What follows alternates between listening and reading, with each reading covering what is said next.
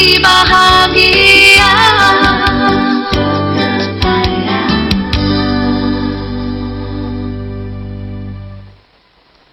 Salam Kongres Berkebaya Nasional 2021.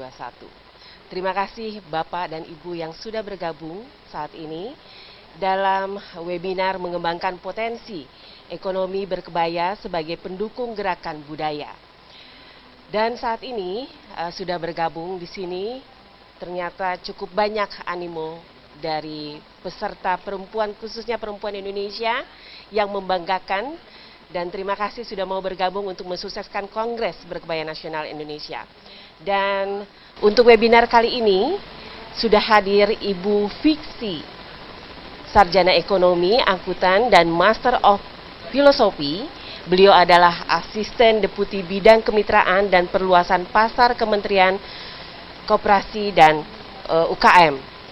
Dan kemudian juga ada narasumber berikutnya, yaitu Dr. Francisca Sestri SE, Master Management. Beliau adalah Ketua Lembaga Pemberdayaan Ekonomi Rakyat.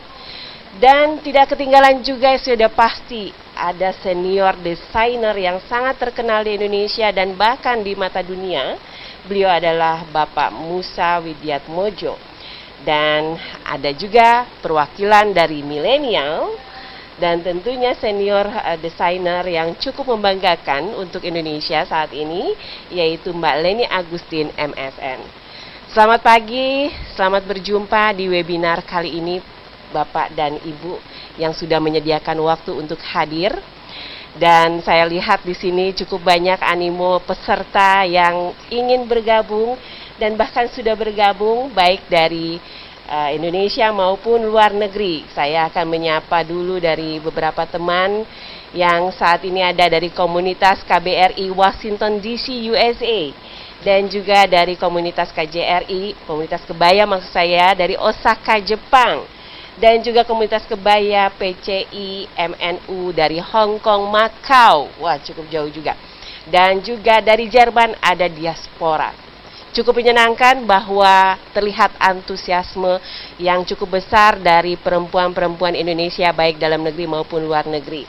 Nah, untuk mempersingkat waktu, saya mohon kepada Ibu Fiksi untuk memberikan pemaparan terlebih dahulu dan menjelaskan bagaimana potensi ekonomi kebaya khususnya untuk para pengrajin maupun pengusaha atau home industry dalam mengembangkan usahanya ke depan dan kaitannya dengan penyuluhan dari bidang ekonomi perekonomian koperasi dan UKM.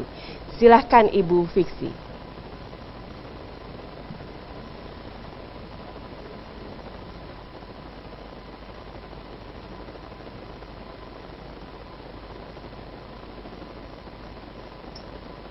Oke, saya sudah di-unmute ya.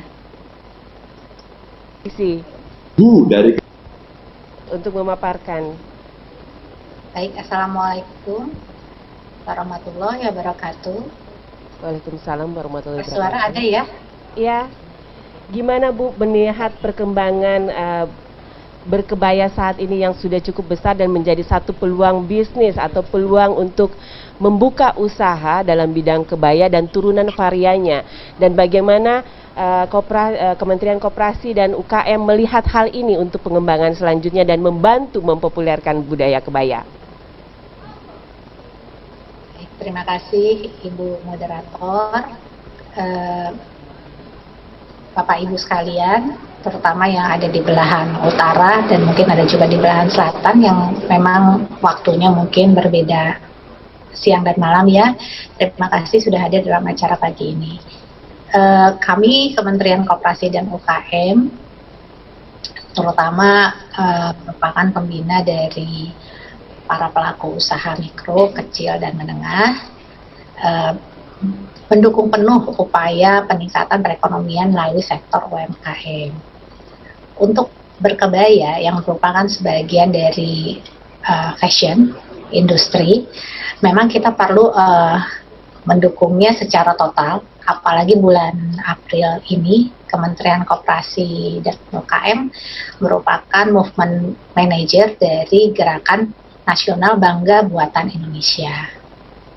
Kalau kita bicara buatan Indonesia, maka tidak ada yang bisa menyangkal bahwa kebaya itu seperti yang tadi disampaikan dalam pembukaan oleh Ibu Ketua Panitia, merupakan warisan budaya nasional yang tidak diragukan lagi, patut kita banggakan.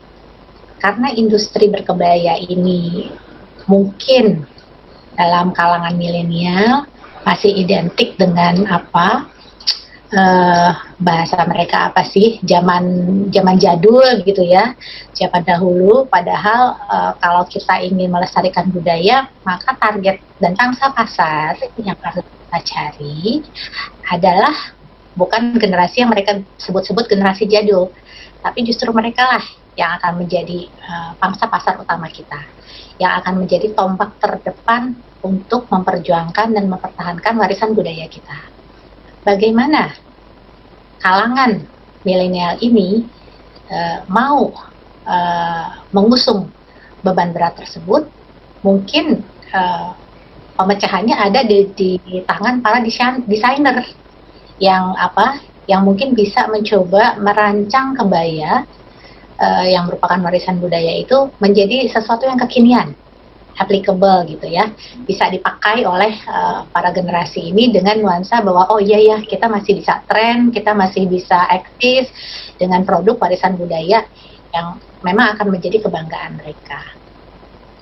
Kalau kita ingin mengangkat kebaya ini ke dalam kancah internasional, maka peranan para desainer ini justru lebih terlihat lagi menjadi tombak utama kita. Karena kalau kita lihat contoh kimono Jepang, itu kalau dalam bentuk asli dan tradisionalnya, itu memang hanya bisa dipakai dalam acara-acara khusus dan hanya terlihat ada di Jepang. Tapi begitu kimono ini yang dilakukan modifikasi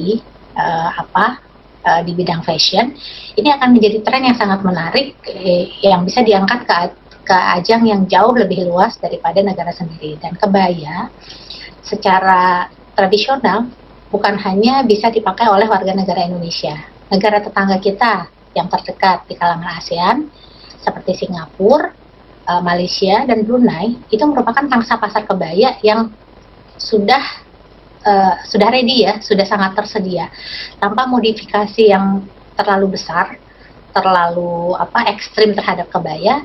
Itu sudah bisa kita mempunyai pasar di negara-negara tetangga tersebut. Untuk perkembangan daya saing, mungkin saya boleh sedikit mengutip data ya. Di Global Competitiveness Report itu skor indeks daya saing global Indonesia ada di skor 45 dari 140 negara. Nah, skor 45 ini sebetulnya kalau kita bandingkan dengan negara ASEAN, kita masih di bawah Singapura, Malaysia, dan Thailand. Nah, kenapa daya saing kita rendah? Mungkin banyak alasannya. Kalau kita spesifik bicara terhadap kebaya, peningkatan daya saing produk kita untuk bisa go global, atau pertama kali sebelum go global kita harus go nasional dulu, agar kebaya ini bisa diterima sama seperti batik gitu ya. Gerakan batik dulu kan juga waktu mulai, batik itu hanya dicintai dan dipakai oleh beberapa individual yang memang fanatik, begitu senang batik. Sangat jarang kita lihat batik di mana-mana. Tapi dengan adanya gerakan nasional untuk memakai batik yang dimulai dari kalangan pemerintahan menjadi mewajibkan gitu ya, jadi seragam gitu hari-hari tertentu, batik akhirnya menjadi busana resmi yang bisa dipakai untuk event-event yang sangat formal dan penting. Nah, mungkin kebaya juga bisa meniru kesuksesan gerakan dari menasionalkan batik di seluruh level kegiatan baik di negara kita maupun kita angkat ke kancah internasional. Kalau kita ingin mendaftarkan kebaya kita sebagai warisan budaya di UNESCO, maka movement untuk memakai kebaya itu harus dimulai dari dalam negeri terlebih dahulu, dan memang sosialisasi itu serta kemauan untuk mengangkat kebaya ini harus didukung oleh semua pihak dan tidak hanya bisa berhenti dalam acara-acara seremonial atau webinar atau momen-momen tertentu, tapi memang harus dibawa praktek dalam segala macam event atau kegiatan dalam kehidupan kita bernegara. Mungkin sementara itu, Ibu Moderator, dari saya. Saya ingin tahu juga lebih jauh, apakah dari pihak Kementerian Koperasi dan UKM juga memiliki spesifikasi atau kriteria untuk mensponsori maupun mendukung para pengrajin maupun home industry mengenai yang berkaitan dengan kebaya dan varian turunannya. Apakah ini juga menjadi agenda untuk saat ini? Bagaimana Bu Fiksi? Baik, Kementerian Koperasi dan UKM sebetulnya secara spesifik untuk menyebut berkebaya, sepanjang pengetahuan saya itu program yang memakai kata berkebaya itu belum muncul. Tapi kalau untuk dukungan pembiayaan bagi para pelaku usaha mikro atau UKM begitu, yang terutama yang bergerak di bidang fashion atau pakaian jadi, itu kita banyak menyediakan bantuan pembiayaan dan akses pembiayaan dari pemerintah yang bisa dimanfaatkan oleh para pelaku usaha di bidang fashion juga banyak, apalagi kalau mereka berbentuk dalam koperasi. Dalam koperasi sendiri bisa mengajukan pembiayaan kepada salah satu BLU kami, Lembaga Pengelolaan Dana Bergulir. Itu dana yang bisa diakses cukup besar. Untuk yang pelaku usaha yang memproduksi kebaya misalnya, itu secara individual itu bisa mengakses KUR juga, dan itu walaupun jumlahnya tidak sebesar yang bisa diakses pembiayaan lewat Lembaga Pengelolaan Dana Bergulir dalam bentuk koperasi, itu bisa lebih mudah. Untuk kementerian sendiri, kami juga banyak menyediakan pelatihan-pelatihan peningkatan daya saing dan kapasitas para pelaku usaha, apalagi di zaman sekarang kita mengikuti tren onboarding karena social distancing-nya ada, maka pelatihan kami juga sangat banyak untuk bagaimana caranya untuk memasarkan produk melalui marketplace yang tersedia, dan itu bisa diakses di beberapa deputi dalam kementerian. Baik, berarti kuncinya Bu Fiksi itu adalah bagaimana kita bisa mengikuti tren dan mengikuti selera pasar, dan juga bagaimana kita bisa membaca prospektif dari sebuah bisnis. Wah, ini berarti peluang besar untuk para pengusaha maupun pengrajin dan juga home industry yang berkaitan dengan kebaya dan variannya ya Bu Fiksi ya. Ini tentunya akan menjadi satu peluang besar untuk memajukan usaha, dan apalagi di era pandemi seperti ini ya Bu. Baiklah, berkaitan dengan hal itu, mungkin saya akan mencoba menghubungi Ibu Francisca Sestri. Beliau adalah Ketua Lembaga Pemberdayaan Ekonomi Rakyat. Ini berkaitan dengan Ibu Fiksi tadi yang menyatakan bahwa potensi itu harus sudah ada terlihat dari 45% skornya dari 140 negara. Jadi untuk Ibu Francisca mungkin boleh diketengahkan apa sih yang bisa mendongkrak pemberdayaan ekonomi rakyat ini berkaitan dengan perkembangan kebaya. Baik, Ibu Francisca, kami persilahkan.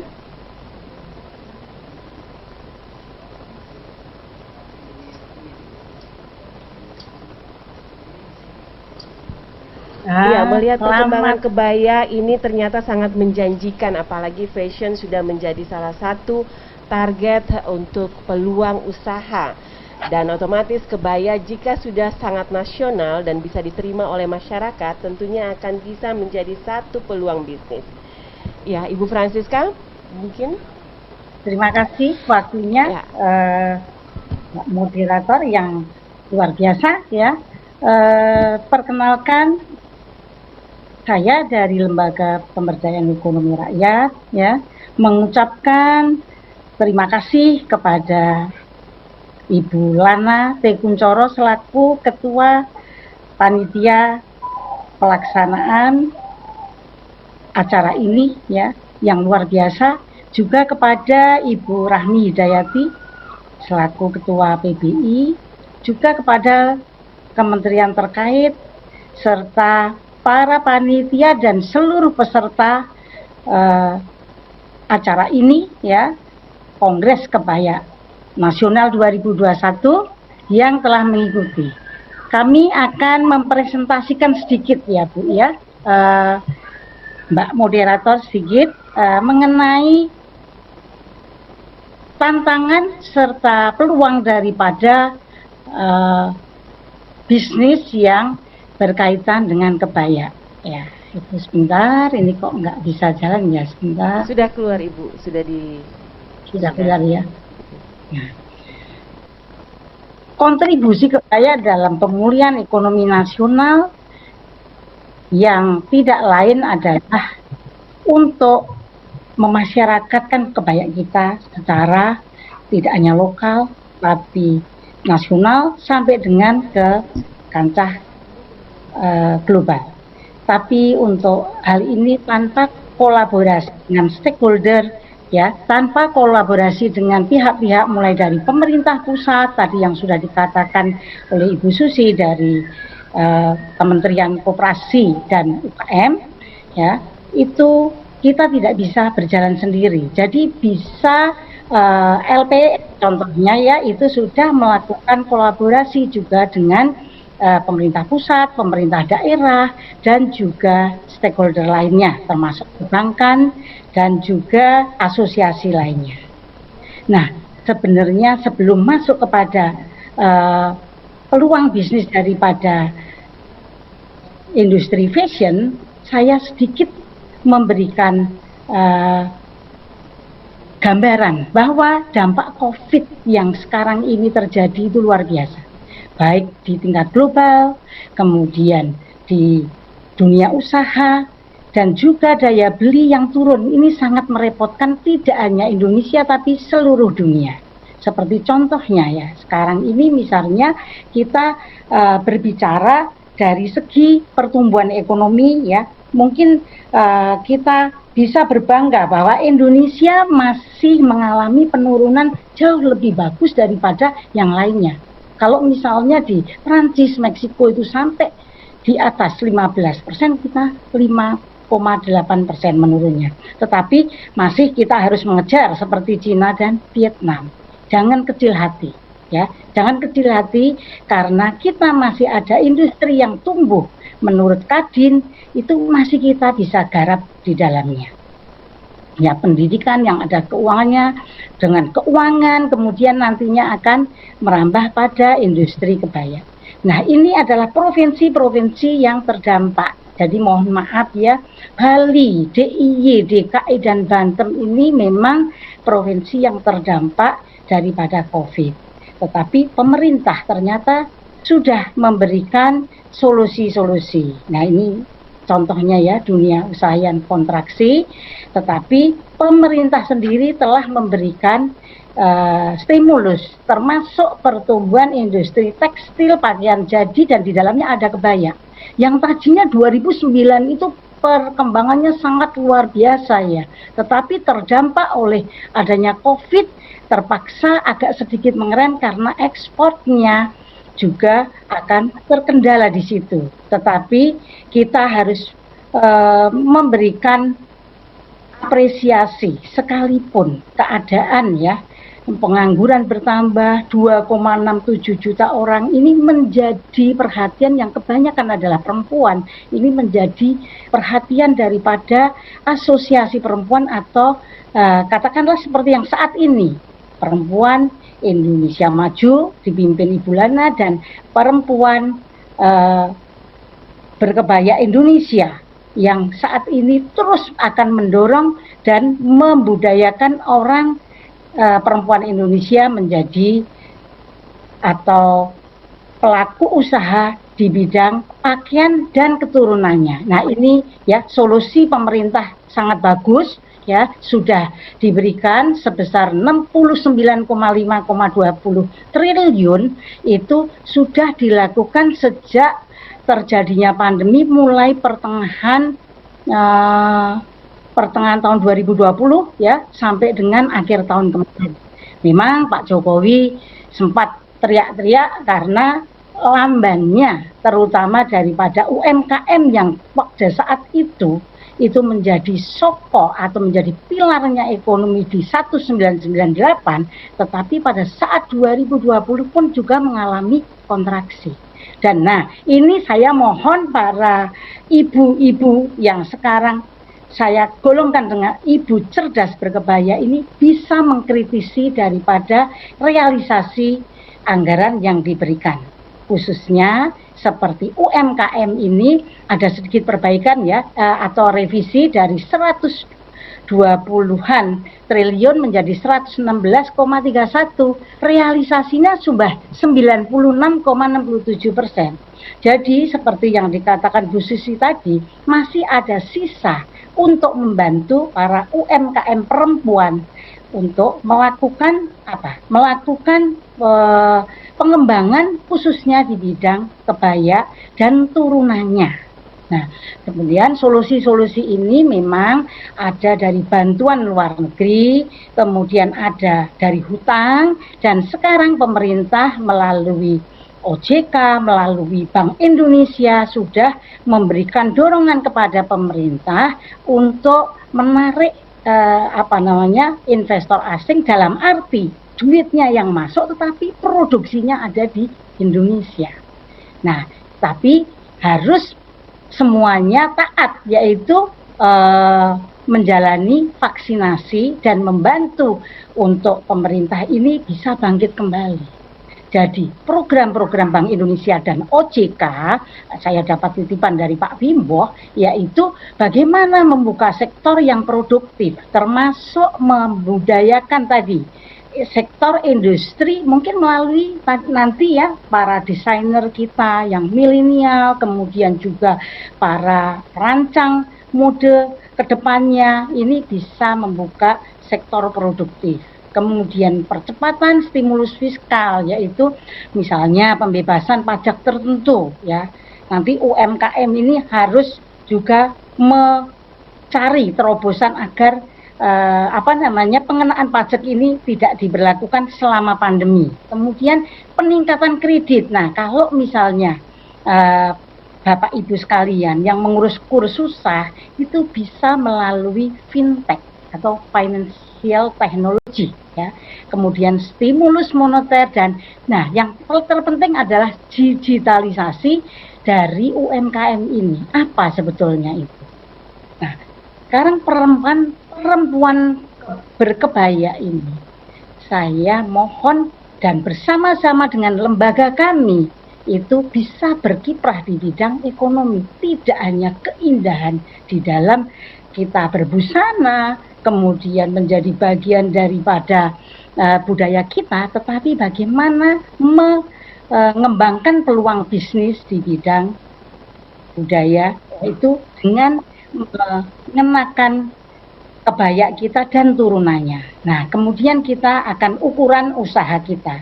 Kita mau ke mikro atau kita mau ke golongan kecil atau kita akan yang menjadi besar. Itu tidak menjadi halangan. Nanti mungkin akan banyak kita interaksi kepada Kementerian Koperasi dan UMKM. Nah, ini satu pesan daripada Presiden kita, Pak Jokowi, bahwa kenyataannya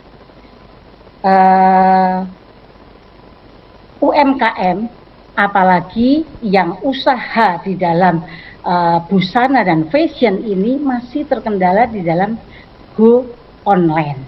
Katakanlah yang UMKM ini menjadi pilar daripada perekonomian kita, 60% dari PDB kita, itu baru sedikit sekali yang go online. Jadi hanya 8 juta di tahun 2019 dan pemerintah mentargetkan di tahun 2021 melalui Kementerian Koperasi dan UKM, coba nanti bisa ditanyakan ya, itu ada targetnya 12 juta UMKM yang didanai dengan dana tunai dari pemerintah. Supaya apa? Supaya yang kemarin ketinggalan, yang pertengahan mid semester 2020 itu sudah terpuruk, sekarang harus kembali. Berarti Bu menjadi Francisca, ini dengan dampak pandemi ini sebenarnya bukan kendala ya, berarti karena kita harus go online, jadinya justru dengan masuknya digital dan kita sudah 4G, otomatis ini akan mempermudah UMKM untuk terus berkembang ya Bu ya. Namun Betul. Sangat cepat ini apakah juga didukung dengan kemudahan bagi para pengusaha kerakyatan ini untuk bisa mengakses dana-dana bantuan seperti yang Ibu ketengahkan tadi? Sangat bisa Ibu, karena program pemerintah yang baik melalui UMKM ini didukung oleh lembaga terkait, khususnya OJK, kemudian BUMN, kemudian juga didukung oleh kementerian yang lainnya.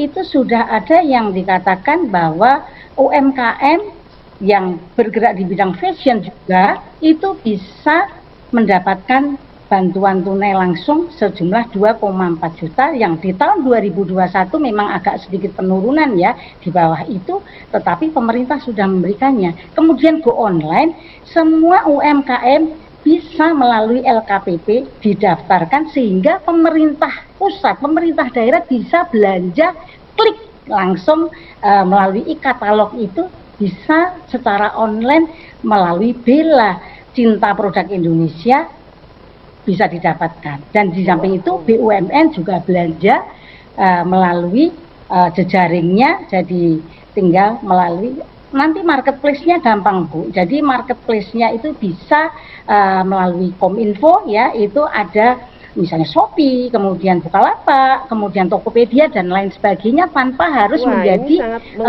membuka startup.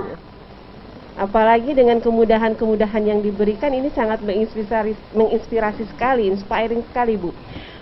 Mungkin untuk sementara saya langsung ke Ibu Leni dulu ya Bu sebentar, karena Ibu berkaitan dengan yang apa Ibu katakan bahwa semua itu bergantung pada selera pasar dan juga tren. Nah, sasaran yang dari hasil riset kita bahwa pasar untuk fashion khususnya kebaya saat ini cukup besar, dan kaum milenial pun memiliki hak yang sangat besar dan sangat menjanjikan sebagai satu konsumen terbesar. Dan untuk mewakili kaum milenial mungkin seperti yang Ibu paparkan tadi, kita coba ke Ibu Mbak Leni ya, Mbak Leni Agustin. Beliau adalah desainer yang mewakili kaum milenial saat ini dan sangat mempunyai ciri khas yang sangat disukai. Mungkin bisa membantu Mbak Leni Agustin untuk menjelaskan gimana sih selera pasar kebaya yang trendy, yang tren, yang disukai oleh milenial sehingga menjadi satu peluang bisnis untuk para pengusaha kerakyatan seperti yang diutarakan oleh Ibu Francisca. Namun Bu Francisca untuk sementara jangan kemana-mana dulu, kita masih banyak loh Bu pertanyaan-pertanyaan yang akan ditujukan sama Ibu, jadi tolong sebentar, ini hanya untuk mengkonfirmasi saja sehingga alurnya bisa langsung berjalan sesuai dengan memberikan jawaban-jawaban bagi para peserta. Silakan Mbak Leni.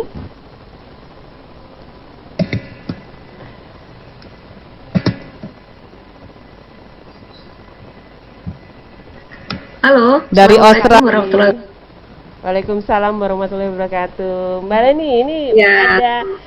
ada pertanyaan nih, ada yang keluar dari Bu Fiksi tadi juga sudah menjelaskan mengenai tren, dan kalangan milenial ternyata sangat potensial sekali untuk bisnis kebaya ini. Nah, tadi juga Bu Francisca Sestri juga sudah menjelaskan bagaimana kemudahan-kemudahan yang bisa dicapai di era pandemi ini. Nah, saya juga ingin tahu, otomatis juga pemirsa di sini juga, para peserta juga ingin tahu, tren-tren seperti apa sih yang bisa menjual atau memberikan satu peluang sehingga kebaya-kebaya itu bisa laris gitu. Terutama sebagai konsumen terbesarnya yaitu kaum milenial. Silahkan Mbak Leni, tolong dipaparkan. Oke, baik Mbak. Ini materi saya dari sini atau dari panitia? Boleh dari panitia bisa, dari Mbak Leni juga bisa. Silahkan, dari panitia bisa lebih memudahkan Mbak, oke? Kita sudah siapkan. Silahkan.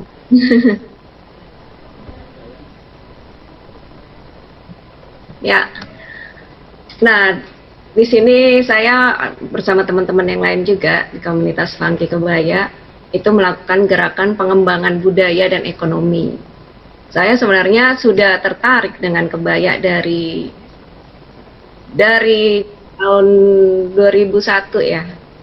Saya sering mengenakan kebaya atau berkreasi dengan kebaya di dalam event-event fashion. Sehingga sempat juga disebut saya sebagai seorang desainer kebaya yang funky. Nah, di tahun 2007 baru saya secara khusus melakukan fashion show yang mengeluarkan koleksi kebaya dengan gaya yang sangat muda, karena itu juga menjadi keresahan saya waktu itu untuk menemukan kebaya yang bisa sesuai ya, dan nggak terlihat old fashion.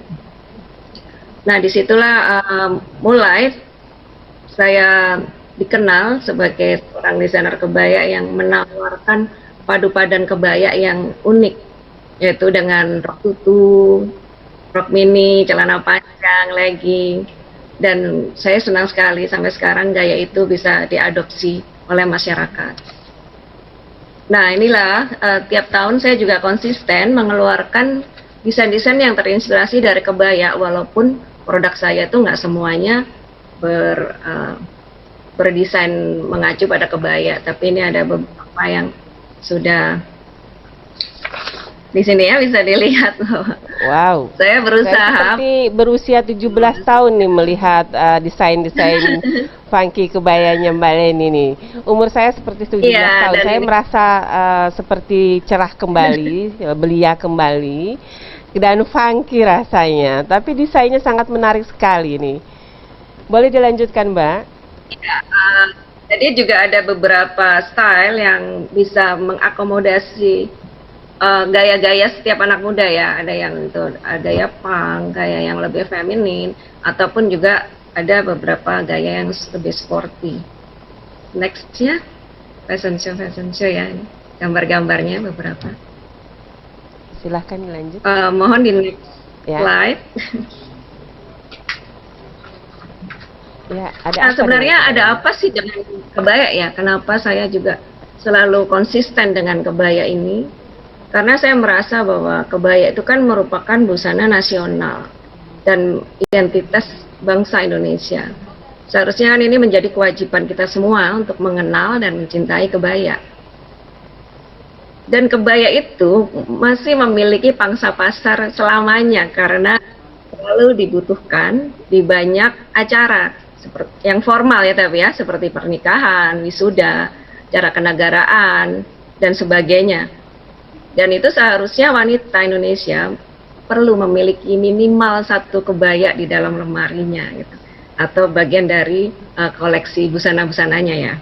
Ada saja. Tapi kenapa kok kebaya seperti apa yang harus dimiliki, yang patut wajib dimiliki oleh setiap orang Indonesia?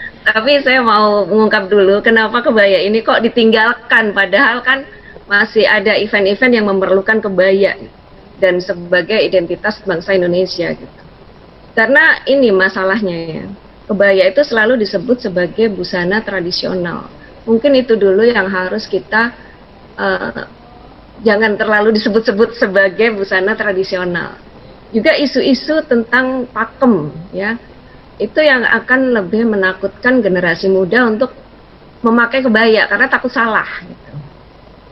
Terus juga harus dihilangkan terkesan formal, sakralnya itu dihilangkan dulu. Seperti yang tadi disebut oleh Ibu Sestri, bahwa kebaya, kimono atau cheongsam atau sari itu kita nggak pernah dengar tuh tentang pakem-pakemnya. Sebagai orang luar ya, kita nggak pernah mendengar itu. Jadi santai aja gitu. Seluruh dunia fashion desainernya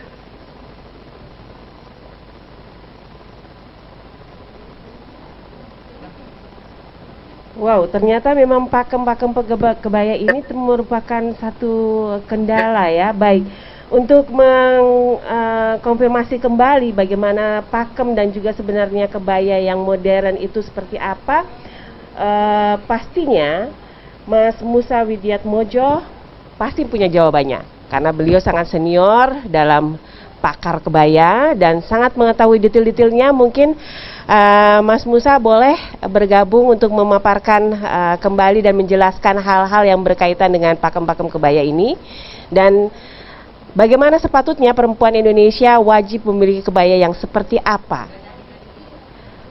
Silakan Mas Musa.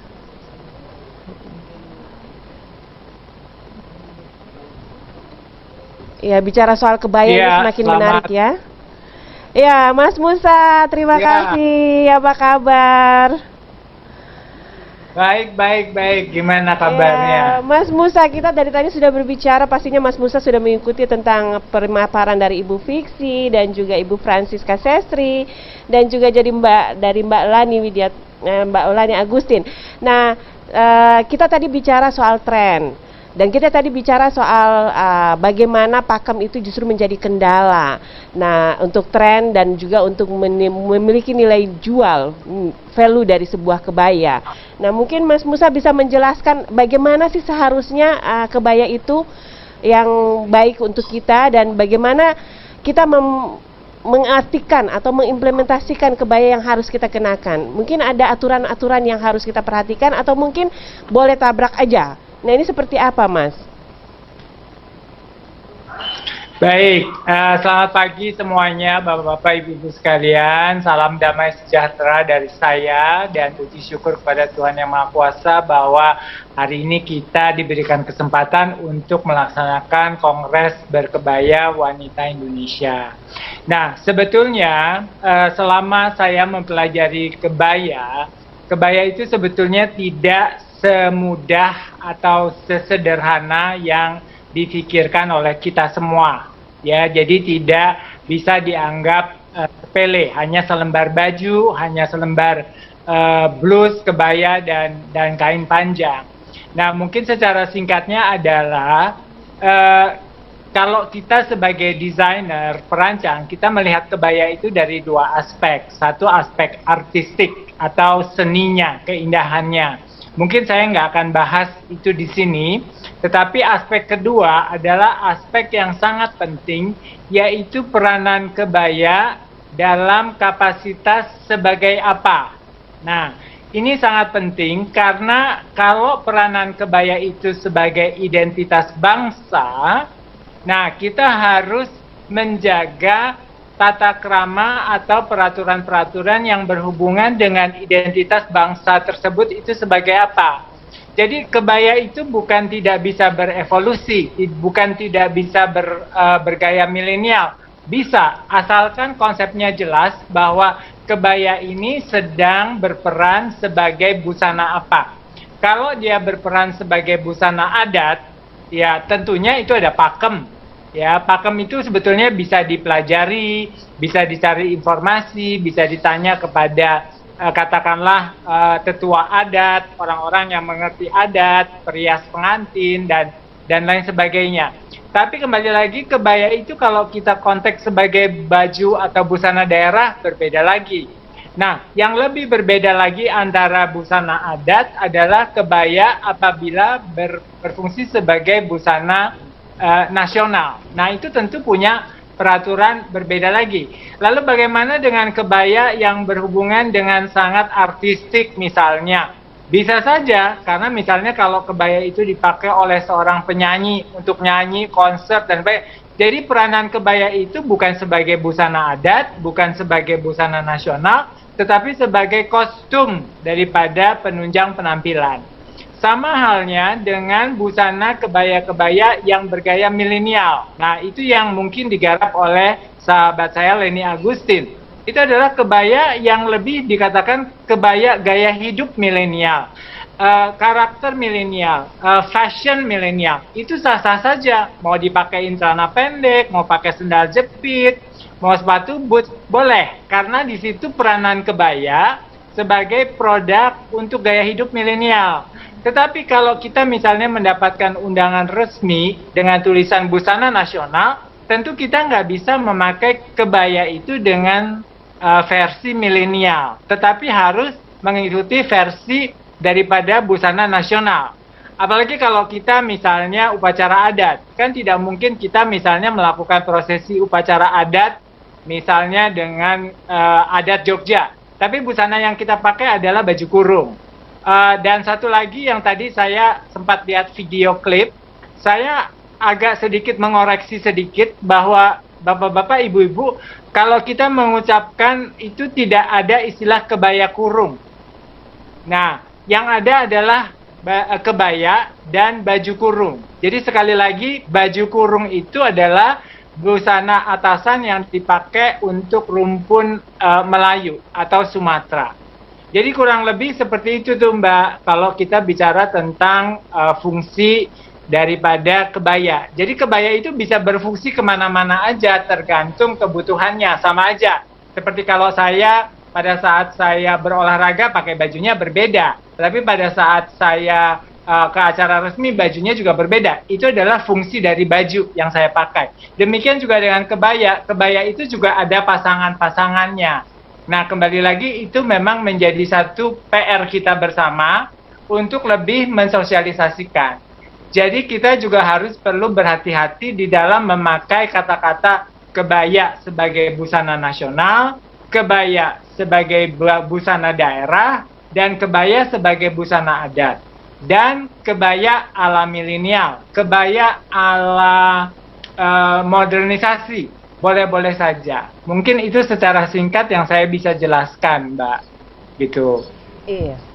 Terima kasih Mas Musa, sangat jelas dan sangat memberikan pencerahan soal kebaya ini. Saya note di sini bahwa kebaya sebagai busana nasional itu tidak boleh melanggar pakem ya. Tapi kalau kebaya diasumsikan untuk dipakai berdasarkan fungsi dan aktivitasnya, mungkin bisa disesuaikan dengan kondisi dan juga usia maupun pemakainya, apakah cocok atau tidak dan sesuai dengan aktivitasnya atau tidak ya Pak. Namun Mas Musa mungkin barangkali bisa dijelaskan kembali bagaimana sih peluang bisnisnya untuk kebaya ini? Yang bagus itu untuk tren untuk milenial atau pakaian busana nasional?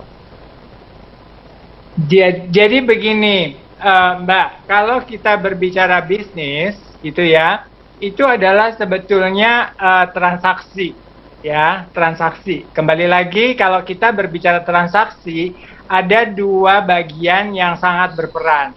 Yang pertama adalah kebutuhan, permintaan atau pasar atau bahasa Inggrisnya demand, ya. Lalu itu yang pertama. Yang kedua adalah karena adanya supply. Supply itu adalah ada produknya, ketersediaan produk, penawaran produk, apa yang dijual. Nah, dua hal ini harus bisa menjadi hubungan yang harmonis. Nah, mungkin yang saya bisa sampaikan di sini adalah bahwa pada saat kalau kita berbicara tentang demand, Mbak, demand itu kan harus diciptakan. Misalnya, kapan sih seorang wanita itu berkebaya? Ya, seorang wanita itu berkebaya kalau misalnya ada acara pernikahan misalnya. Kemudian bagaimana peranan daripada pemerintah, baik pemerintah nasional maupun pemerintah daerah. Sebenarnya bisa saja diberikan suatu keputusan bahwa seluruh hotel dan tempat pariwisata di seluruh Indonesia itu bisa memakai kebaya pada hari Jumat, Sabtu, Minggu. Dan itu merupakan sebuah kewajiban yang dibuat keputusan nasional dan keputusan daerah. Sehingga setiap hari Jumat, Sabtu, Minggu, di mana orang banyak datang ke hotel berliburan, itu orang bisa melihat betapa banyaknya variasi kebaya dari setiap daerah yang berbeda-beda, dari setiap hotel, baik yang di pusat maupun yang di daerah. Itu adalah peranan bagaimana keputusan pemerintah bisa menciptakan suasana di mana ada alasan buat wanita-wanita Indonesia berkebaya. Satu hal lagi yang juga menjadi catatan penting buat saya, khususnya ini berhubungan dengan Kementerian Pariwisata dan Kebudayaan. Seperti kita ketahui bahwa kita punya, misalnya di Jawa Tengah kita ada dua keraton yang aktif, yaitu Jogja dan Solo. Nah, itu mereka kan sebetulnya setiap tahun itu punya acara kebudayaan. Bahkan mungkin acara kebudayaan itu bisa belasan bentuk upacara perayaan kebudayaan, di mana sebetulnya upacara daripada kebudayaan tersebut atau perayaan tersebut adalah perayaan di mana yang mempromosikan pemakaian kebaya maupun dari segi yang melihat maupun yang melakukan prosesinya. Namun saya disayangkan makin lama makin ke sini prosesi upacara adat kebudayaan itu makin lama berkurang. Jadi setahu saya misalnya kayak di Solo, harusnya itu kalau tidak salah ada berapa 11, 12 atau 13 saya lupa rangkaian upacara adat dalam 1 tahun. Tetapi yang dilaksanakan mungkin hanya kurang daripada 5. Atau di Jogja juga demikian. Nah, itu adalah yang harusnya menjadi perhatiannya pemerintah daerah, yang kemudian juga menjadi perhatian pemerintah pusat untuk bagaimana mendukung sehingga upacara atau perayaan-perayaan tradisi budaya itu terus berkembang. Sehingga pemakaian kebaya, kembali lagi tadi, kalau saya bilang kepada demand, permintaannya itu harus diciptakan. Nah, kalau kita bicara soal supply itu adalah sebetulnya bukan hanya tergantung dari tren. Karena tren itu memang ada, tetapi tidak semua orang juga bisa mengikuti tren.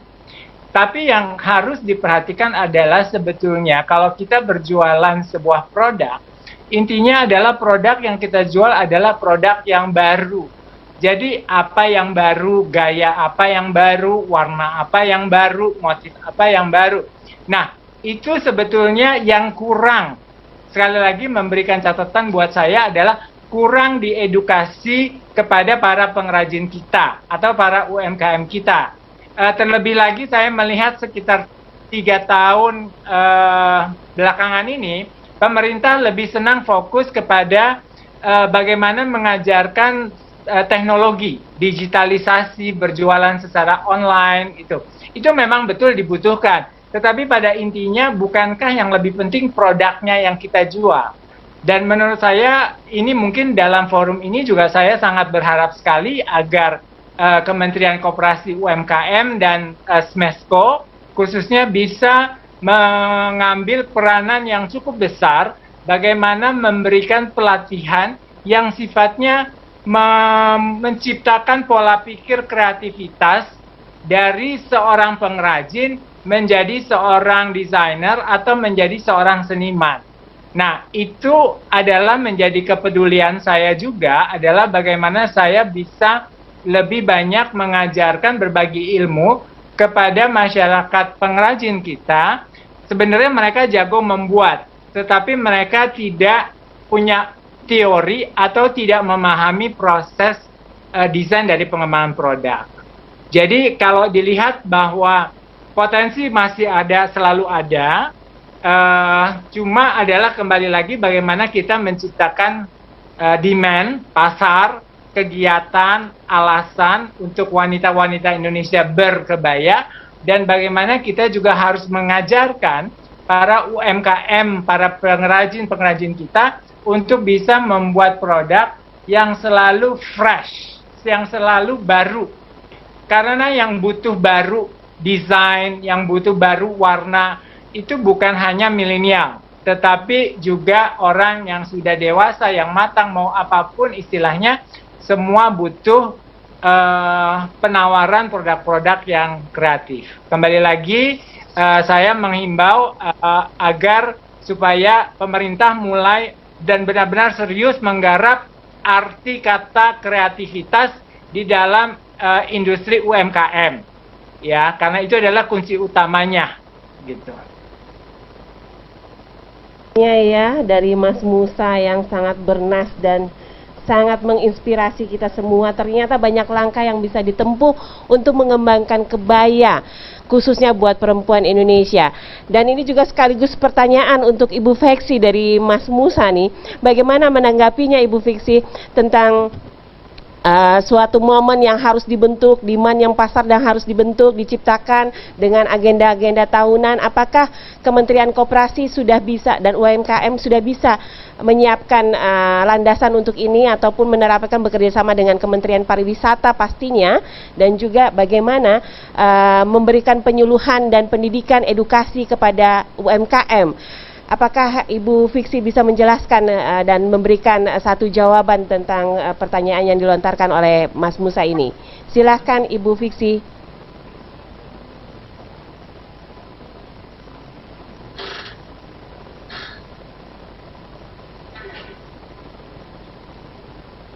Ibu Fiksi, ya.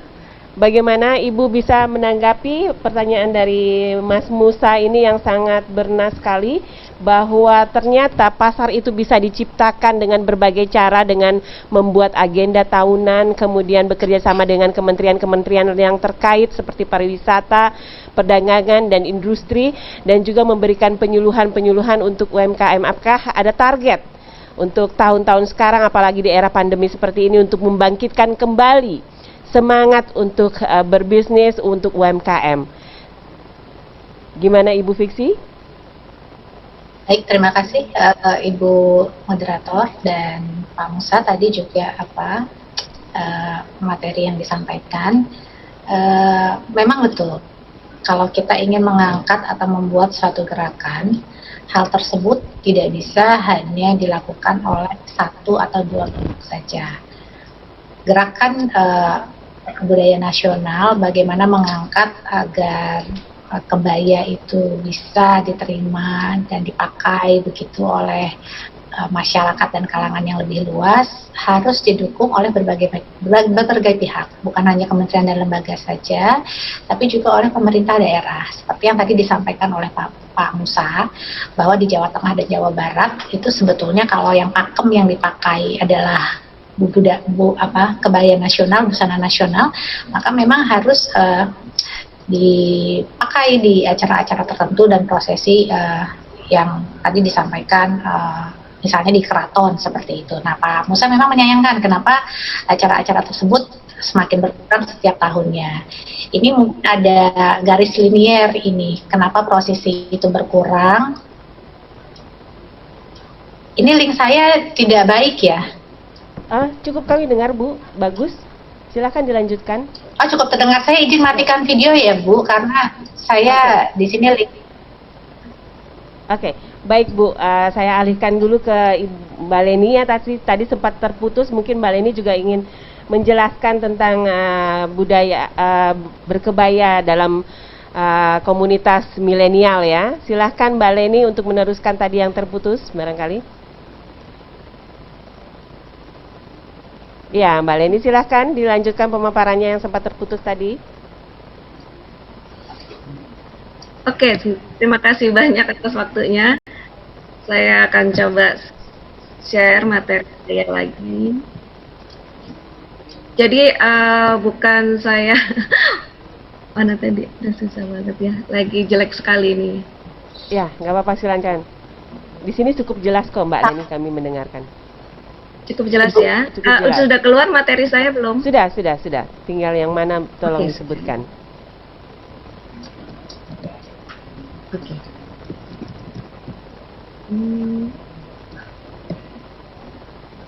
Ya, jadi melalui Family Kebaya sebenarnya saya lebih mengutamakan ke visual dulu, gitu, visual yang menarik dulu dari kebaya. Nah, di dalam kampanye saya juga, di dalam sosial media saya memberikan juga sedikit semacam share gitu ya, bahwa apa sih kebaya itu, terus bentuknya seperti apa, filosofinya seperti apa, pakem-pakemnya seperti apa, tapi dengan cara yang lebih fun gitu.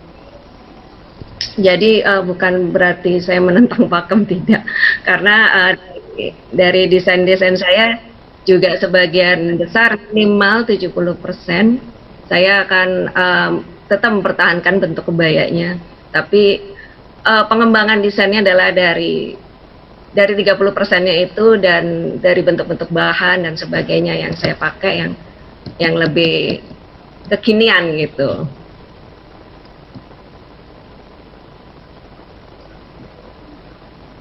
Dan secara bisnis memang lebih menarik karena banyak sekali klien saya dari para remaja dan mahasiswa yang mau wisuda ya, dan juga dari pengantin-pengantin muda seperti itu.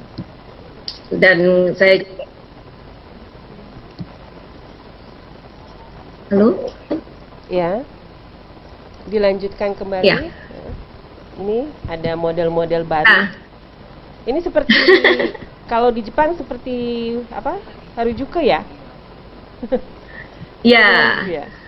Inspirasinya itu saya gimana, memang Mbak? Mbak Leni bisa mengutamakan mendapatkan lebih inspirasi dinamis seperti karena mana? funky sendiri artinya kan dinamis gitu, Mbak. Hmm. Dan saya juga udah melakukan pameran dagang dan promo di mancanegara, baik melalui online maupun offline, dan juga pameran dagang yang secara langsung dengan para buyer. Dan memang benar pangsa pasar kita di ASEAN juga cukup besar gitu. Jadi peluang pasar untuk mancanegara baik untuk yang kebaya berpakem maupun untuk kebaya milenial itu cukup besar ya Mbak Leni ya melihat ini. Iya, bahkan di Malaysia saya sudah memiliki klien yang sangat loyal ya, beberapa dari sosialita mereka di sana yang sangat menyambut baik desain-desain kebaya yang dengan sesuatu yang baru yang di luar mereka temukan gitu di negaranya sendiri. Ini inspirasinya sendiri datangnya dari mana ya Mbak Leni? Kok unik-unik sekali kebayanya tanpa meninggalkan pakem tapi tetap ada keunikan-keunikan tersendiri buat para milenial. Iya, jadi saya terinspirasi dari apa ya, excitementnya anak muda gitu, bahwa mereka bisa mencampur kebaya dengan semua warna, dengan kain-kain tradisional Indonesia yang juga tampilannya nggak mereka menghapus ini tuaan gitu. Kalau pakai kebaya itu tua atau nggak bisa bergerak bebas dan nggak nyaman gitu. Jadi di sini walaupun saya tetap memakai cara-cara yang bisa dibilang tradisional kayak sulaman tangan, rajutan, terus kain-kain dari perajin tradisional Indonesia, tenun, batik dan sebagainya. Tapi tetap di sini mereka bisa bergaya gitu ya. Untuk ke kantor, untuk mereka ke acara hangout dan juga acara yang lebih formal tapi tetap masih bisa menunjukkan semangat mudanya gitu di situ. Kalau soal bahan-bahannya atau materialnya sendiri itu gimana untuk nyaman? Biar kita merasa Saya nyaman. kebanyakan memakai bahan yang dari katun dan juga sutra, tapi sutranya juga yang memang udah nyaman ya dipakai sarung seperti dari Makassar tuh kebanyakan yang saya pakai. Jadi bahan-bahan sutra dari sana yang ya kebanyakan yang saya pakai gitu, dan lainnya dari katun aja. Mungkin kedepannya pengen seperti yang sudah dipakai ibu-ibu di PBI, yaitu bahan kaos ya. Iya betul. Untuk hiking dan sebagainya. Makanya nanti next collection saya akan membuat tema sporty. Kami tunggu Mbak karyanya terbaiknya, apalagi untuk Terima kasih. para milenial yang sangat aktif ya, apalagi melakukan olahraga ekstrim. Mungkin untuk yang suka ngegoes barangkali pasti akan lebih nyaman menggunakan kebaya untuk olahraga tanpa harus berpikir hal-hal yang menghambat. Bahkan mungkin naik gunung, climbing ya, dan mungkin juga kita mungkin kalau perlu jersey untuk menyelam barangkali diving mungkin bisa dibuatkan juga sekali. Iya, benar. Iya. Iya, menyenangkan sekali inspirasi dari Mbak Leni. Dan sebelum saya masuk ke sesi, terima kasih Mbak Leni. Sebelum saya masuk ke sesi tanya jawab, nah, di sini saya akan menyapa dulu perempuan berkebaya Indonesia dan perempuan Indonesia Maju dan komunitas perempuan bersanggul Nusantara, komunitas Pertiwi dan komunitas wajah Bunda Milenial yang sudah banyak bergabung di sini, dan tercatat sudah cukup banyak ya yang bergabung saat ini. Partisipannya cukup melebihi dari yang ditargetkan. Dan ini sudah ada satu pertanyaan, ini dari Resti. Bisa dibukakan kameranya untuk Resti, barangkali ada pertanyaan untuk Ibu Fiksi ya. Ya. Kameranya untuk Resti barangkali bisa dibukakan. Oke, Resti, apa yang ditanyakan bisa dicoba langsung kepada para narasumber yang sudah standby dan memberikan waktunya untuk kita. Selamat siang semuanya, apakah suara saya jelas?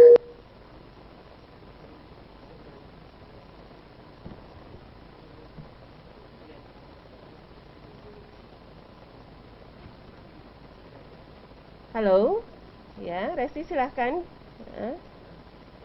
Mau bertanya kepada siapa?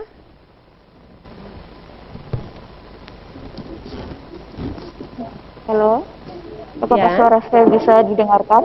Iya, jelas sekali kami mendengar di sini. Silahkan Mbak Resti, dari mana tolong sebutkan dan apa pertanyaannya dan ditujukan kepada siapa nih? Kebetulan ini narasumber yang hadir hari ini sangat handal semua di bidangnya masing-masing. Ini kesempatan Anda untuk bertanya seluas-luasnya. Silahkan Mbak Resti. Ya, terima kasih atas kesempatannya. Perkenalkan, saya Resti Amrihani dari Indomaritim ID. Pertanyaan saya untuk Ibu Fiksi. Tadi sudah dijelaskan mengenai kita bisa mendapatkan bantuan dari pemerintah. Nah, untuk mengenai bantuan tersebut, kira-kira bagaimana kita yang baru memulai usaha kecil, terutama di bidang fashion, kebaya, untuk mengajukan bantuan-bantuan tersebut, prosedurnya bagaimana? Ya, itu saja. Terima kasih. Assalamualaikum warahmatullahi wabarakatuh.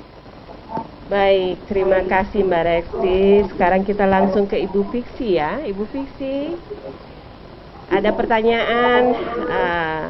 Tadi disebutkan bagaimana mendapatkan sponsor, karena tadi Ibu sudah menjelaskan tentang tahapan-tahapan tentang penyuluhan, sponsor, bantuan, dan kira-kira bagaimana kita mengikuti prosedur untuk mendapatkan hal tersebut sebagai pelaku usaha yang baru memulai usaha ataupun sudah menjalankan usaha tersebut. Gimana Ibu Fiksi? Baik, terima kasih banyak Ibu Moderator dan juga Mbak Resti atas pertanyaannya. Saya mohon maaf, mungkin setelah pertanyaan ini saya harus leave karena saya ada rapat yang sudah ditunggu dari tadi dengan Menko Marves. Untuk Mbak Resti, untuk permodalan begitu, tidak perlu khawatir Mbak Resti. Banyak sekali skema-skema pembiayaan yang disediakan oleh pemerintah untuk membantu entrepreneur baru yang ingin memulai usahanya.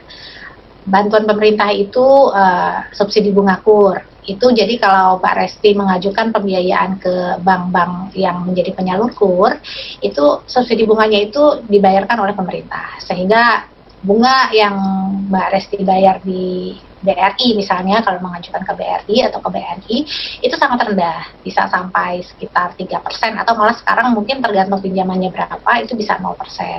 Kemudian juga kalau misalnya Mbak Resti bergabung dalam suatu koperasi, maka koperasi tempat Mbak Resti bergabung bisa mengajukan pembiayaan ke lembaga pengelola dana bergulir kami, dan itu sangat besar, bisa sampai miliar gitu ukurannya untuk pembiayaan tersebut.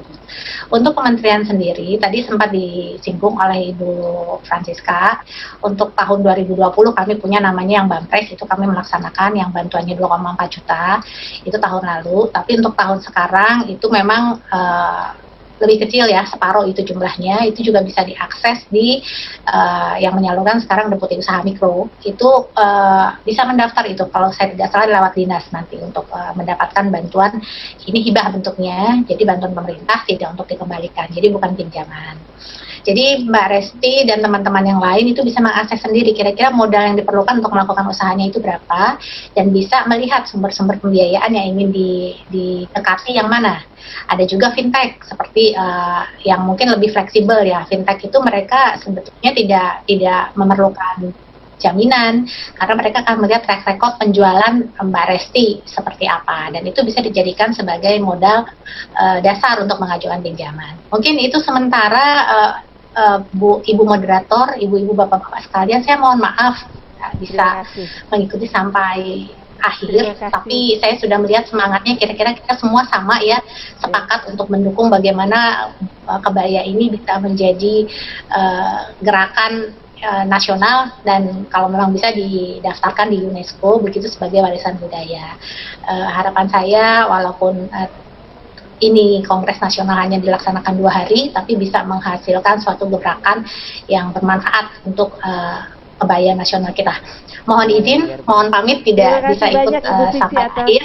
Sukses, ya, sukses selalu ibu-ibu semua. Sukses selalu dan saya izin live ya. Tetap salam sehat untuk Ibu. Baik, dan terima kasih banyak. untuk Ibu. Ya, demikian Ibu Fiksi Baik. sudah menyediakan waktu untuk kita dan sudah menjawab satu pertanyaan tadi dari Mbak Resti ya, dari Indo Maritim ya. Dan beliau saat ini karena kebetulan ada kesibukan yang tidak bisa ditinggalkan, maka mungkin bisa dilanjutkan penjelasan lebih lanjut oleh Ibu Francisca Sestri. Ibu Francisca, barangkali soal pendanaan ini mungkin bisa diperjelas untuk membangun ekonomi rakyat ya. Silahkan Ibu Francisca Sestri, barangkali bisa memberikan penjelasan lebih lanjut.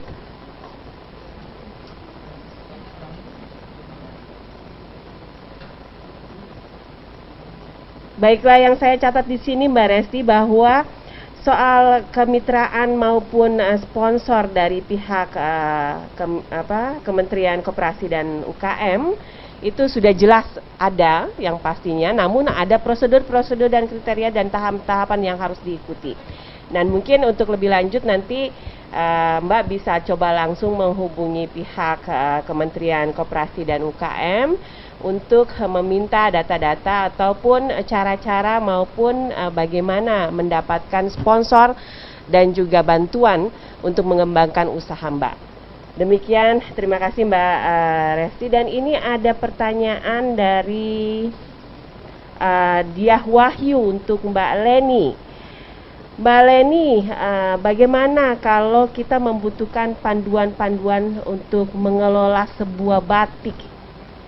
Sebuah batik untuk kita produksi sendiri. Bagaimana caranya dan bagaimana cara membuat mendapatkan inspirasi seperti Mbak Leni? Mungkin ada tips-tipsnya barangkali Mbak Leni. Atau mungkin Mbak Leni mungkin punya balai latihan kerja yang mungkin membutuhkan menyilakan teman-teman untuk bisa ikut berpartisipasi belajar bagaimana membuat batik secanggih dan sekeren karya Mbak Leni. Silakan Mbak Leni. Dari Dia Wahyu ya. Ya.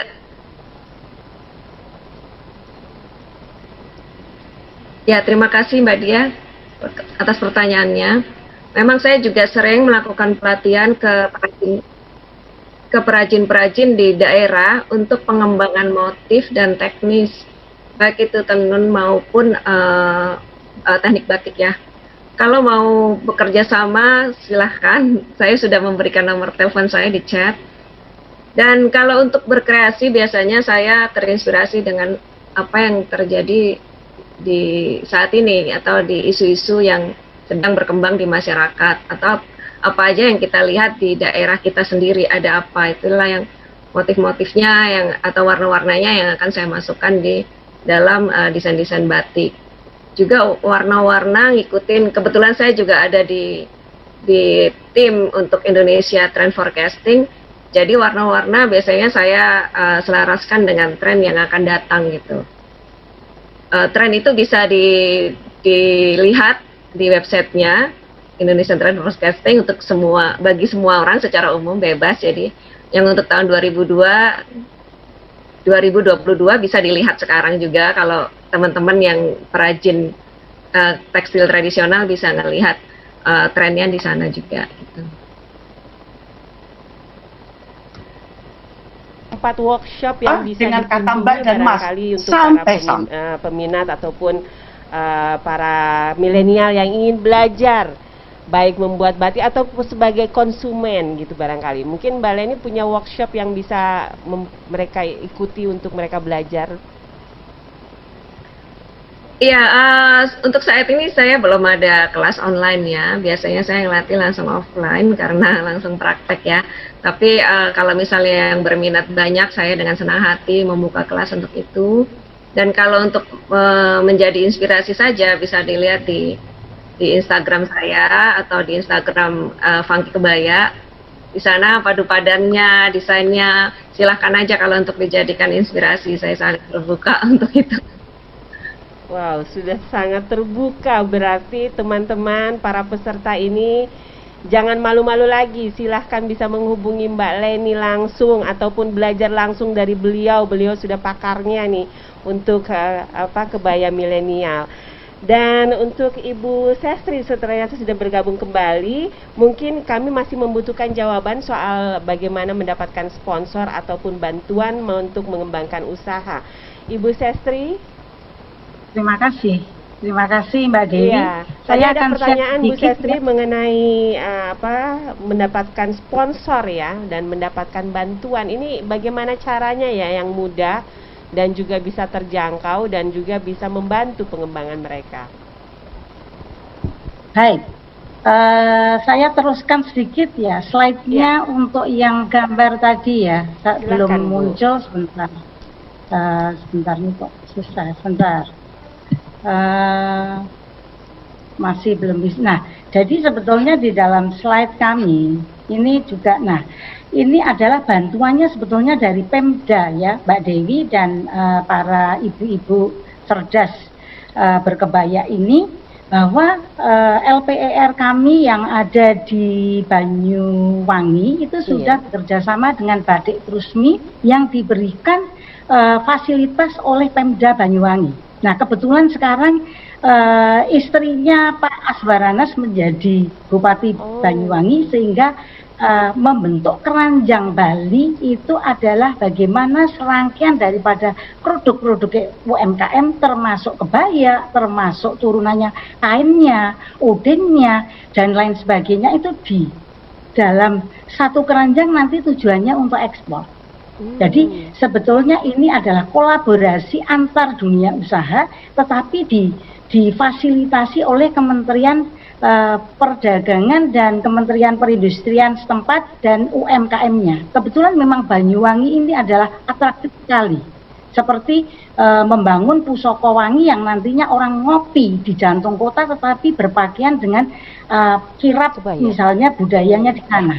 Terus ini misalnya ya 10.000 PBI di Pekalongan 2017. Ternyata efeknya di 2020 itu bisnis fashion naik 300% yang dibiayai oleh fintech. Nih, tadi yang dikatakan oleh Bu Biksi, fintech ini anak-anak muda yang di luar daripada perbankan misalnya berbelit-belit itu bisa langsung menghubungi, nanti saya hubungkan dengan investornya untuk fintech ini, termasuk juga bunga yang tanpa bunga tetapi hanya kepercayaan, namanya financial technology, jadi nggak perlu pakai kur, jaminan dan lain sebagainya. Nah, sekarang ini peluangnya ya Mbak Dewi kepada ibu-ibu ini, tadi yang dikatakan Mas Musa itu betul sekali. Pada saat apa kebaya itu dipergunakan, kalau kita ngomong tentang adat itu ada paduan.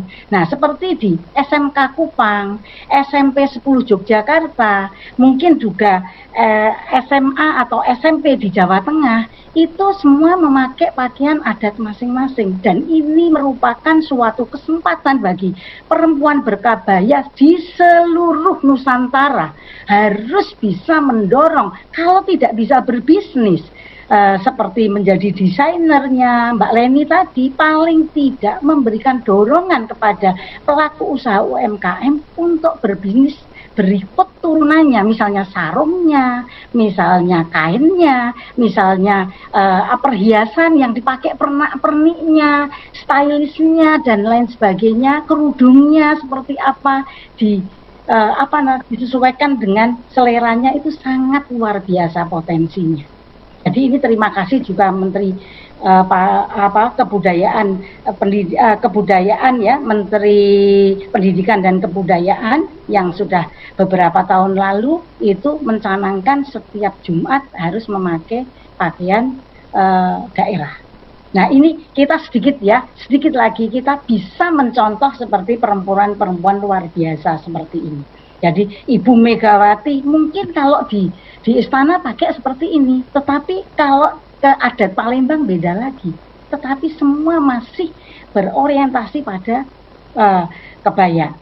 seperti ini Ibu Muryati ini memang sampai dengan bagaimana ngadi saliro ngadi busono zaman kecil, mungkin ibu-ibu belum lahir ya, itu Ibu Muryati sudah mencanangkan lomba ngadi saliro ngadi busono sampai dengan Putri Indonesia. Nah ini yang saya kemarin temuin Bu, wajahnya Bu Wardah mau saya pakai karena kemarin pakai baju adat ya, kurung itu kan, beliau orang Padang. Omsetmu berapa sih Bu? Saya tanya gitu sama Bu Nur Hayati. Hampir 4 triliun tahun. Wah luar biasa. Ini karena turunannya, jadi kosmetiknya, kemudian kebayanya bisa dikombinasikan. Ini seperti Ibu Negara ini kan bukan kebaya biasa begini, modelnya modern. Seperti Mbak Leni yang desainnya modern, tapi bawahnya bisa macam-macam. Saya rasa ini ya Mbak Dewi untuk penjelasannya. Masukannya sangat bermanfaat sekali, terutama untuk mendapatkan sponsor. Ternyata tidak terlalu rumit ya Bu ya di Indonesia ini, dan sangat didukung sekali untuk pemberdayaan ekonomi rakyat ya Bu ya. Terima kasih Bu, jawabannya sangat runtun dan juga sangat memberikan pencerahan buat kita yang baru mengenal bagaimana cara-cara untuk mendapatkan bantuan demi mengembangkan usaha kita. Ya itu tadi Mbak Resti, jawaban sudah dilengkapi oleh Ibu Francisca Sestri, dan ini ada lagi pertanyaan dari Bali untuk Mas Musa. Wah, Mas Musa nih di Bali sangat dikenal sekali rupanya. Mas Musa tadi menyebutkan bahwa ada kebaya yang wajib tidak boleh melanggar pakem untuk acara-acara tertentu. Di sini pertanyaannya adalah, di Bali banyak sekali kegiatan religius dan juga banyak sekali kegiatan-kegiatan dan aktivitas di hotel ataupun harian. Kebaya-kebaya yang seperti apa yang pantas atau yang nyaman digunakan untuk upacara religius maupun untuk dunia pariwisata, misalnya perhotelan, kemudian restoran dan kafe-kafe, untuk mempopulerkan kebaya sekaligus juga menjaga pakemnya. Ini bagaimana tips dan triksnya Pak Musa? Silakan Mas Musa.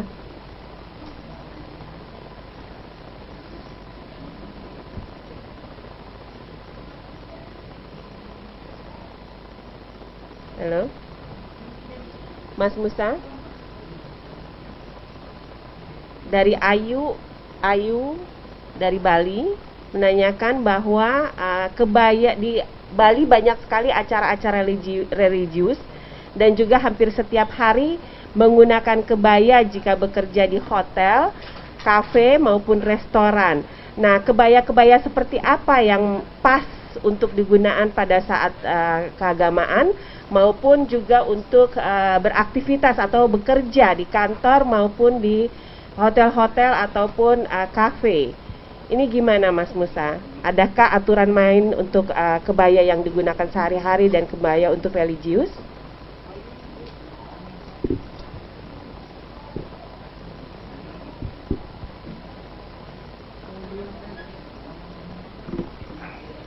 Oke. Baik, jadi sebetulnya kebaya itu tidak selalu bisa dibuat secara general, tetapi lebih bagaimana kita harus bisa menyesuaikan kebaya dengan peranannya kebaya tersebut sesuai dengan situasi, kondisi, dan kebutuhan yang ada. Karena misalnya kalau dipakai untuk kebaya berkantor misalnya, itu pasti akan lebih berbeda dengan kalau kebaya sesuai dengan pakem. Jadi mungkin gini, ibu-ibu atau bapak-bapak yang hadir di sini, pada saat kita bicara pakem, itu juga pakem bukan berarti satu pakem untuk semua, atau satu pakem merupakan satu kewajiban, tidak. Tetapi pakem itu berbeda-beda sesuai dengan kapasitas acara, situasi, kondisi, dan tempat. Jadi kalau misalnya katakanlah kalau upacara di Bali gitu ya, mungkin kalau saya jujur saya belum terlalu mengetahui pakem daripada kebaya untuk upacara di Bali. Nah, itu mungkin mempunyai kebutuhan yang berbeda karena kalau untuk kebaya untuk dipakai untuk misalnya sebuah kafe. Nah, itu kan kembali tergantung dari kafenya. Apakah kafenya bernuansa tradisi atau bernuansa modern. Jadi, saya hanya ingin menekankan kepada ibu-ibu, bapak-bapak sekalian, bahwa kebaya itu bukan sesuatu yang statis atau sesuatu yang kaku. Tetapi kebaya itu bisa menyesuaikan dengan situasi kondisi di mana kebaya itu dibutuhkan. Nah, tinggal kita sebagai pemakai atau sebagai pencipta, pembuat harus memahami peranan kebaya ini. Kebaya ini sedang berperan untuk apa? Apakah untuk fashion show? Tentu berbeda dengan pada saat upacara kenegaraan. Tentu berbeda lagi dengan upacara adat atau keagamaan. Inilah yang menjadi PR kita, bahwa kita kalau mengatakan bahwa kebaya sebagai identitas bangsa, minimal kita harus mengerti identitas bangsa yang seperti apakah yang harus dipertahankan dan yang harus dijaga baik secara nasional maupun secara internasional, gitu.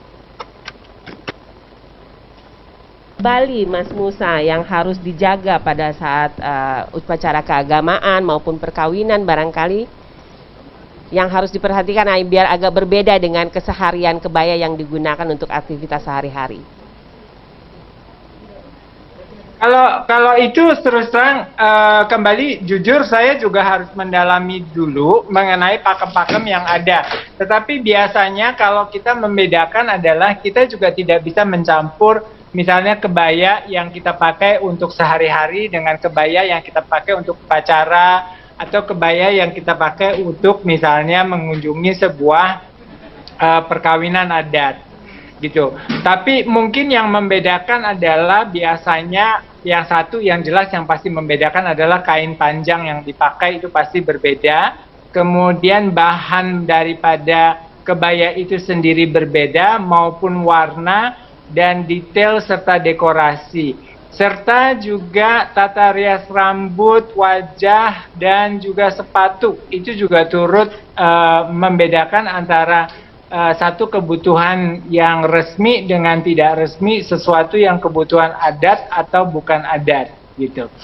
Jadi sekali lagi memang ibu-ibu kalau kita bicara mode, bicara fashion, atau bicara pakaian budaya, itu memang jujur sebetulnya tidaklah selalu mudah dengan apa yang dibayangkan oleh kita semua. Tetapi memang itu semua banyak tata krama, tata sosial, banyak peraturannya. Baik peraturan itu baik di dalam dunia fashion sendiri itu juga banyak peraturannya. Tetapi kita harus tahu kapan diterapkan dan kapan bisa didobrak. Wah, terima kasih sekali nih, jawabannya sangat panjang sekali dan sangat memberi pelajaran baru buat kita. Kita jadi banyak mengenal beragam kebaya. Ternyata Indonesia ini kaya raya ya ragam kebayanya ya, Mas Musa ya. Baiklah, terima kasih. Itu Mbak Ayu jawaban langsung dari Mas Musa yang sangat detail dan juga sangat memberikan pencerahan buat kita, bahkan pengetahuan baru tentang kebaya Bali. Dan saya juga baru tahu nih ternyata pakem-pakemnya banyak sekali ya. Dan baiklah, ini ada dari Bunda Milenial, Ibu Siska Rumondor. Ibu Siska Rumondor. Ibu Siska Rumondor, silahkan ingin bertanya kepada siapa dan juga apa pertanyaannya. Ibu Siska Rumondor.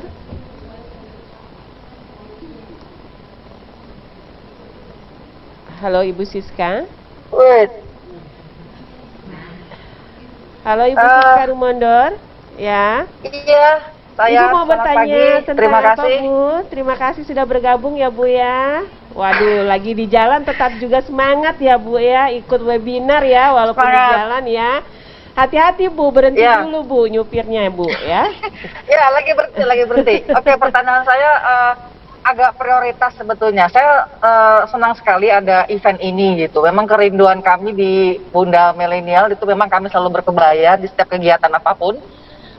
Mau di tepi pantai, mau di jalan raya, mau di mana gitu, kami berkebaya. PR yang harus kita tembuskan adalah gimana caranya supaya berkebaya ini. Dulu, Bu, maaf. Ibu mau Saya nggak tahu nih. Siapa? Mau tanya ke siapa, saya belum tahu juga, ke panitia kali ya, karena hubungannya dengan ke pemerintah. Mungkin ke Ibu Francisca barangkali ya, karena ini ada berkaitan dengan aturan resmi ya. Aturan resmi, betul Bu. Supaya gerakan berkebaya ini menjadi nasional, saya setuju sekali setuju banget, karena sebelum ke dunia UNESCO, nasional itu bagaimana nembusnya gitu Bu, karena gerakan berkebaya ini tuh baru berputar di Jakarta dan Pulau Jawa kebanyakan gitu ya.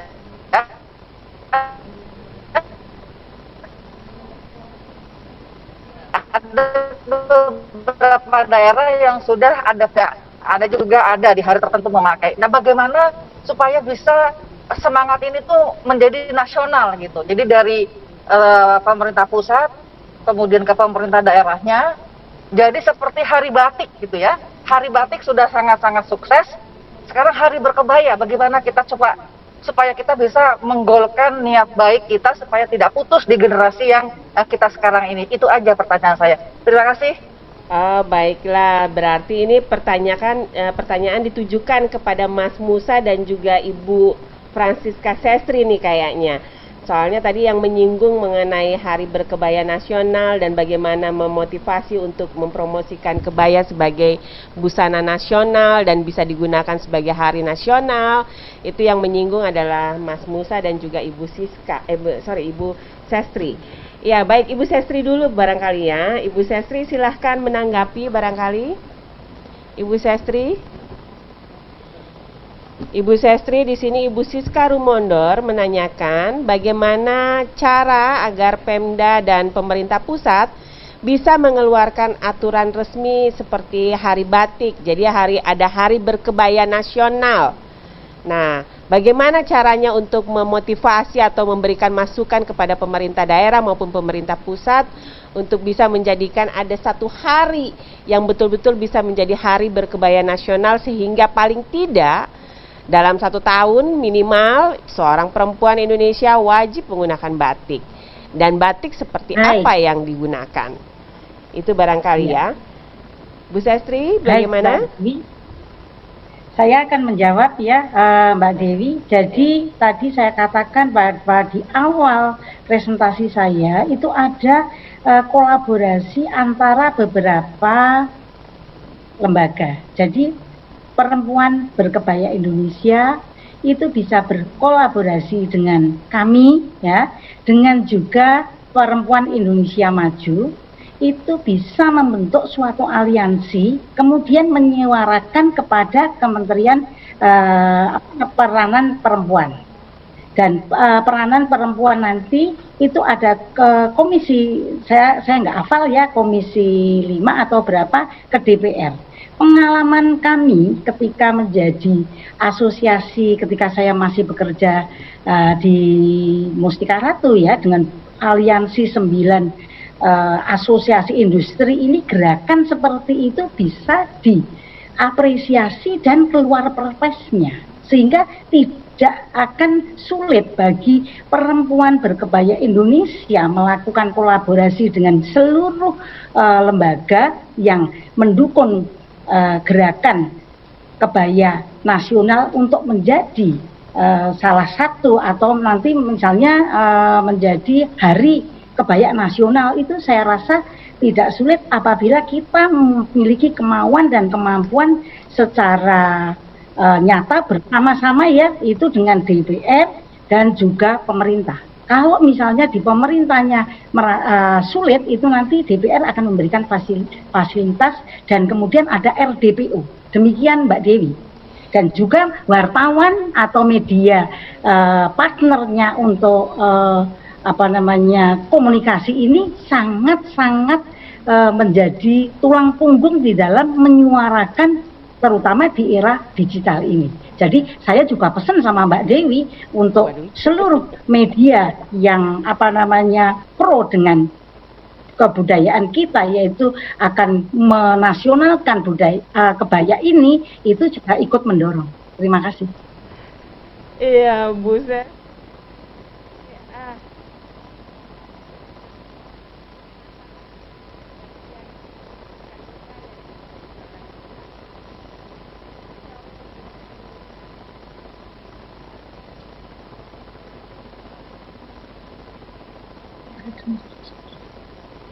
Media-media new era ya, barangkali bisa turut mempromosikan dan bagaimana sebenarnya kita bisa bekerja juga dengan menggunakan kebaya. Jadi tidak perlu harus di hari-hari tertentu. Setiap hari pun dalam bekerja juga kita bisa menggunakan kebaya seperti yang dirancang oleh Mas Musa dan juga Mbak Leni tentunya.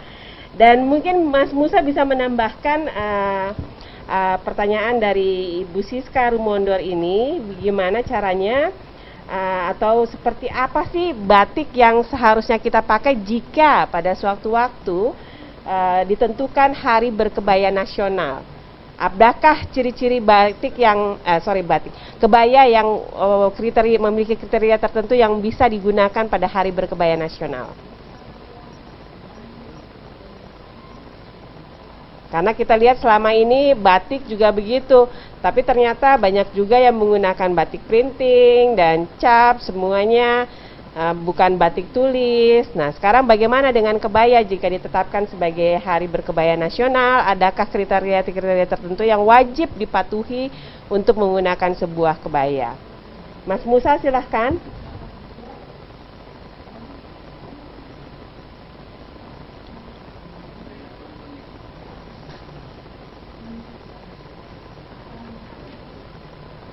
Sambil ya, baik, Mas Musa. terima kasih untuk pertanyaannya. Jadi sebetulnya begini, kalau saya boleh sampaikan bahwa berkebaya itu di Indonesia pada umumnya belum menjadi gaya hidup.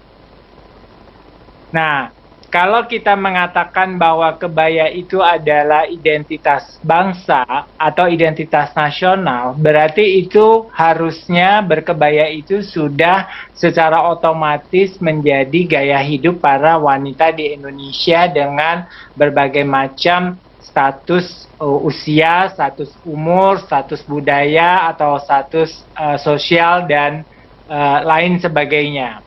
Jadi peranan untuk menjadikan bahwa kebaya itu menjadi jati diri bangsa, kemudian menjadi gaya hidup, itu bukan hanya pekerjaannya komunitas belaka atau desainer saja, tetapi juga merupakan tanggung jawab dan kerjaan bersama-sama.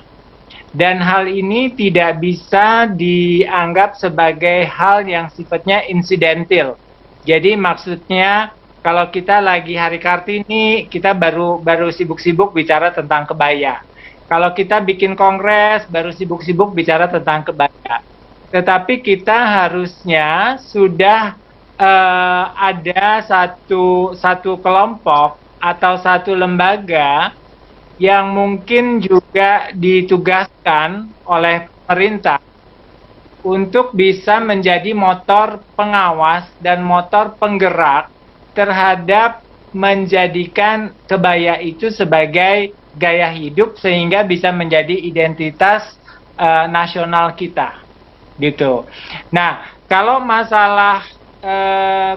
mengenai pemilihan kebaya bentuk apa dan bagaimana yang cocok dengan kebutuhan busana nasional atau kebutuhan daripada hari berkebaya.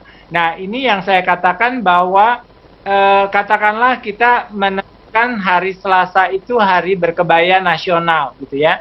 Nah, itu juga kita harus melihat konteks daripada kegiatan si para wanita yang akan memakai kebaya tersebut, gitu loh. Jadi kalau misalnya dia hari Selasa wajib memakai kebaya nasional, gitu ya, tetapi dia misalnya bekerja dengan tugas di lapangan, gitu ya, atau dia bekerja dengan misalnya di kantor, atau kemudian dia harus traveling naik pesawat gitu ya. Nah, itulah yang saya katakan tadi, bahwa kita harus bisa menempatkan kebaya dengan fleksibilitas sesuai dengan kapasitas kapan kebaya itu dipakai dengan maksud tujuan seperti apa. Jadi memang kembali lagi saya bisa katakan di sini bahwa kebaya itu tidak selalu pakem, dan kebaya itu juga tidak berarti kaku atau sebuah budaya masa lalu, tetapi justru kebaya itu bisa berevolusi dan bisa beradaptasi. Nah, ini yang saya ingin sampaikan, kebaya itu bisa mengikuti kebutuhan. Nah, asalkan memang kita mengerti kembali lagi kapasitas di mana kebaya itu ditempatkan. Jadi bagaimana tugasnya kita semua menjadikan berkebaya ini menjadi bagian lifestyle atau gaya hidup. Ya, saya melihat misalnya kalau di Jepang, saya melihat anak-anak muda berkebaya, ya berkimono. Di Jepang saya melihat anak-anak muda berkimono itu kayaknya buat orang Jepang sendiri menjadi sesuatu yang biasa-biasa saja. Nah, saya melihat kalau ada anak muda yang berkebaya, pasti biasanya banyak komentar dari sesama teman, gitu kan. Mau kemana, mau upacara, mau kekawinan, mau apalah, atau dan lain sebagainya. Nah, itu justru menunjukkan bahwa bangsa kita sendiri belum mengapresiasi pemakaian kebaya.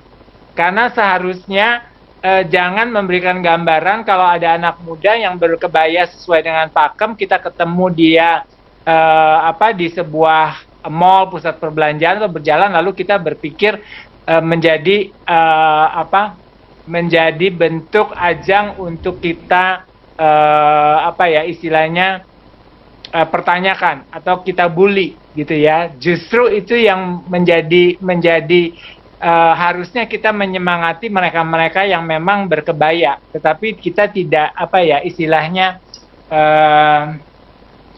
memberikan kesan menjadi olok-olok gitu. Jadi mungkin itu adalah yang menjadi PR kita, bagaimana kita bisa menjadikan kebaya ini menjadi bagian dari gaya hidup dan bagian dari kewajaran. Ini yang saya ingin sampaikan juga, bahwa kita banyak menganggap bahwa kebaya itu menjadi suatu busana yang tidak wajar dari kebutuhan sehari-hari wanita Indonesia.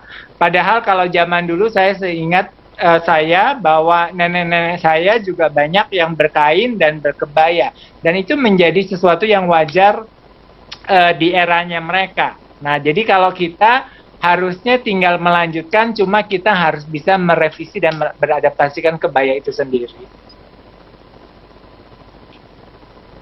Atas jawabannya yang panjang lebar dan sangat mendidik kami sekali. Baik, ini sangat besar antusias dari para peserta, bahkan melebihi kuota yang sudah kami targetkan. Ini lebih dari 500 ya. Dan ini sebelum saya tutup karena waktu jua yang harus memisahkan kita, namun jangan khawatir, pertanyaan-pertanyaan yang lain akan tetap kita layani, mungkin nanti via email, dan jangan takut pula, mungkin yang minta materi pun akan kami berikan insya Allah. Dan terima kasih banyak atas waktunya bagi para narasumber, Ibu Francisca Sestri, Mas Musa Widiatmojo, dan Mbak Leni Agustin yang sudah memberikan waktunya dan memberikan ilmunya, bahkan juga saran dan advice yang cukup panjang dan mencerahkan, dan juga mendidik kami dan juga membuka mata hati kami untuk mempromosikan kebaya sebagai satu jati diri dan identitas sebagai perempuan Indonesia. Sukses untuk semua, Ibu Francisca, Mas Musa dan Mbak Leni. Sukses, salam sehat selalu, dan terima kasih atas waktunya. Dan saya juga menyapa untuk perempuan berkebaya Indonesia dan juga perempuan Indonesia Maju, perempuan bersanggul Nusantara, komunitas Pertiwi, Wajah Bunda Milenial, Ikatan Pengusaha Muslimah, dan Bunda Milenial, IWAPI Bali, Universitas Lampung, dan juga Undiknat Denpasar, ISI Jogja, dan ISI Surakarta, dan ISI Bali, bahkan juga ISBI Aceh, dan PGRI NTT, dan GK Ladies, dan juga Video Batik Cit. dan terutama juga para sponsor yaitu Kementerian Koperasi dan UKM dan kemudian Kemendikbud dan juga Kementerian Koordinator Bidang Pembangunan Manusia dan Kebudayaan. Ini sungguh sebuah satu kerjasama dan juga sungguh animo yang luar biasa dalam webinar untuk Kongres Berkebaya Nasional. Terima kasih untuk semuanya yang sudah bergabung dan terima kasih untuk para narasumber yang sudah memberikan ilmu dan juga pencerahan buat kita semua atas waktunya. Kita harus tutup saat ini dan kesimpulannya sudah saya sampaikan tadi. Jadi terima kasih atas perhatian dan juga keikutsertaannya dalam webinar kali ini. Salam sehat, terima kasih. Wassalamualaikum warahmatullahi wabarakatuh.